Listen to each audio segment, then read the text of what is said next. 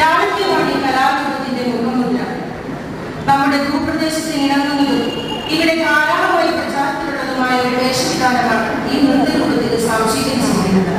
ക്ലേശമൊട്ടുമില്ലാത്ത ലളിത മലയാളത്തിൽ ശീലുകളും അതിനൊക്കെ ഭംഗിയുള്ള ഇനങ്ങളും യഥാവിധി ചേർത്ത് അവതരിപ്പിക്കുന്നു ഈ കലാരൂപം. പ്രധാനമായും ദേവീദേവന്മാരെ സ്തുതിക്കുന്ന മട്ടിലോ അവരുടെ അവദാനങ്ങൾ പാടിപ്പുകഴ്ത്തുന്ന മട്ടിലോ ഉള്ളതാകുന്നു.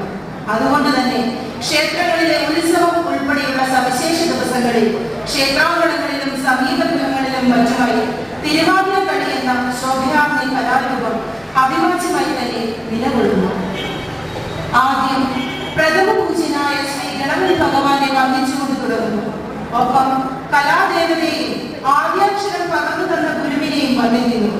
പിന്നെ ഈ ശ്രേഷ്ഠ സഭ ആകെയും വന്ദിച്ച് അനുഗ്രഹങ്ങൾ കാക്ഷിച്ച് ഞങ്ങൾ സമാരംഭിക്കട്ടെ.